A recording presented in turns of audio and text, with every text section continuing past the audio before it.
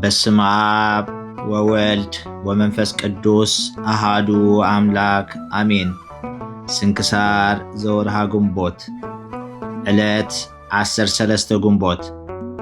በዛ ዕለት እዚኣ ጽሙድን ተጋዳላይን አቦ ጠቢብ አርሳኒዮስ አዕረፈ። እዚ ቅዱስ እዚ ካብ ሰብ ሃገር ሮማ እዩ። ካብቶም ዝዓበዩን ዝሃብቶሙን ድማ እዩ።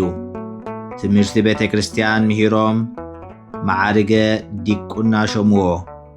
ብድሕሪ እዚ ናብ ሃገረ አቴና ከይዱ ትምህርቲ ፍልስፍና መገዲ ፀሓይን ወርሕን ከዋኽብትን ዘመናቶምን ተማህረ።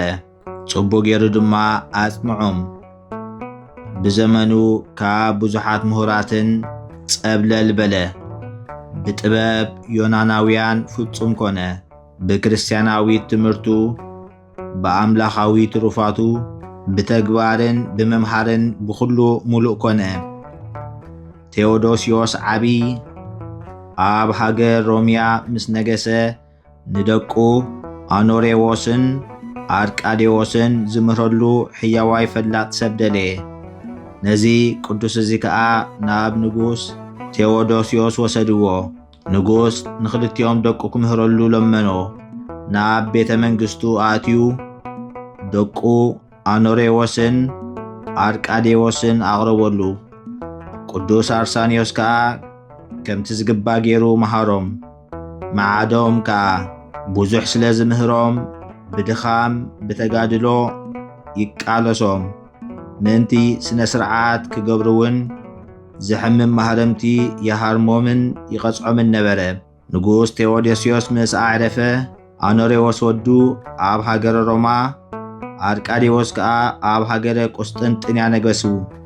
እግዚአብሔር ከዓ እቲ ክምህሮም ከሎ የሃርሞም ስለ ዝነበረ ኣብ ልቡ ፍርሓት ኣእተወሉ። በዚ ምኽንያት እዚ ከዓ ፍቓድ እግዚአብሔር ደፋፈዎ እሞ ካብዚ ዓለም ንኽወፅእ ኩሎም ነቶም ንነፍሶም ከድሕኑ ዝደልዩ ብሩህ መብራህቲ ንኽኾኖም ምኽንያት ረኸበ።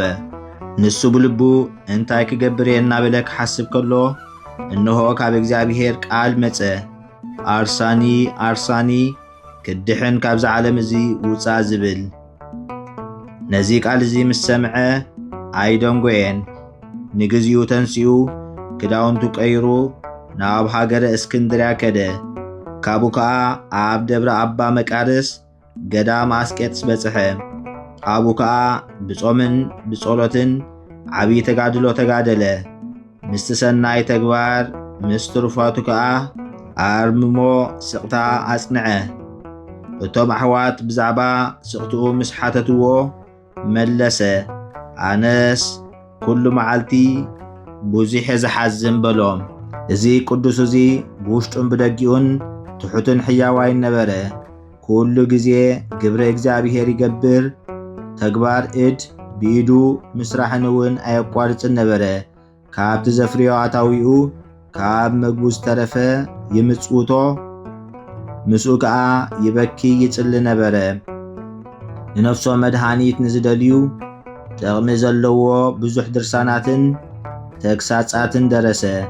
ኣብ ቤተ ክርስቲያን ከኣቱ ከሎ ሰብ ከይርእዮ ብድሕሪ ዓንዲ ይሕባ ነበረ። እግዚአብሔር ከዓ ምግባር ተኣምራትን መንክራትን ሃቦ። ናይ ብዙሓት ቅዱሳን ሰባት ገድሎም እውን ገለጸሉ። መልክዑ ጽቡቕ፣ ኣካላቱ ዱልዱል፣ ገጹ ብሩህ፣ ኣጸቢቑ ከዓ ሕጉስ ነበረ። ጭሕሙ ነዊሕ ክሳብ መዓጥቑ ዝበጽሕ እዩ። ካብ ብዝሒ ቤኸያትን ብዘይ ዕረፍቲ ኣገልግሎትን ቅድኒ ብዓይንቱ ተመልጠ። ቁመቱ ነዊሕ ክንሱ ብሽምግልና ምኽንያት ግና ደኒኑ ነበረ። ኩሉ መዋል ሕይወቱ 100 ዓመት ኮነ። ካብኡ ኣብ ሃገረ ሮማ 40 ዓመት፣ ኣብ ገዳም አስቄጥስ 35 ዓመት፣ ኣብ ምስሪ 20 ዓመት፣ ኣብ አድባራት እስክንድርያ 3 ዓመት። ካብኡ ተመሊሱ ኣብ ደብረ ምስሪ 2 ዓመት ተቐመጠ። ካብኡ ብሰላም ኣዕረፈ። በረኸቱ ምሳና ትኹን ንዘለዓለም ዓለም አሜን። ሰላም ለአርሳኒዮስ እንተ መሃረ ትምህርተ ደቂቀ ነጉስ ክልኤተ ሶበ ጸለየ ለአምላክ ከመ ይምርሆ ፍኖተ መጻቃል ላሊሁ እንዘይብል ዘንተ እምሰብ ጉየይ ወትድህን አንተ ሰላም ንአርሳኒዮስ ዝመሃረ ትምህርተ ደቂ ንጉስ ክልተ ምስ ጸለየ ናብ ኣምላኽ ንኽመርሖ ፍኖተ ቃል ናብኡ መጸ እናበለ ከምዚ ካብ ሰብ እሞርሓቕ ክድሕን ንስኻ ዘቕረብክዎ ማህሌት ኣዘኻኺራ ኣይላፍ ካብቶም ኣዘውቲሮም ዘገልግሉኻ ኩሉ ግዜ ብዘይ ምዕራፍ እንዳኸንብብ ተቐበል ናይ ድኽነተይ መጽሓፍ ዝገበርካ ጎይታ ናይታ መበለት መባኡ እኩፍ ካብ ዘእተውዎ ሃብታማት ናይ ሃብቶም ተረፍ ቅዱሳን ነቢያት ሃዋርያት እውን ሰባኽያን ሰማዕታት ምስ ጻድቃን ደናግል ከዓ መነኮሳት እውን ሄራን ባርኾት ባርኹ ማሕበር እዛ ቅድስቲ ቤተ ክርስቲያን ካብ ዝዓበየ ሽማግለ ክሳብ ዝነኣሰ ህፃን ንዝፀሓፎ ብመጽሓፍ ንዘፅሓፎም ብምድራስ ንዘንበቦ ንዝተርጎሞ ብልሳን ሓዲስ ንቓል እውን ዝሰምዐ በእዝኒ መንፈስ ብጸሎት ኣዲዩ ማርያም ዓዳቂት ካብ ኩሉ ምበኣስ ኣሕቢሩ ይምሓረና ኢየሱስ ክርስቶስ ሰላም ንዓኹም ጻድቃን ምስ ሰማይት ዘዕረፍኩም በዝሎም ዕለት ንዓለም ዘሰነፍኩም ኢኹም ንስኻትኩም ብኩሉ ትዕግስት ኣብ ቅድሚ ፈጣሪ ለምኑ ብኩሉ ሰዓት ብዘይካ ንስሓ ንዓና ከይወስደና ሞት ሰላም ንዓኹም ናይ ዛዕለት እዚኣ ጻድቃን ኩልኹም ሰቡትን ኣንስትን በብኣስማትኩም ቅዱሳን ሰማይን ምድርን ማሕበር ስላሴ ንስኹም ምእንቲ ማርያም ኣዲኡ ዘክሩና ብጸሎትኩም ንኽትሕልውና ተማሕጺና ኣለና ብናይ ክርስቶስ ደም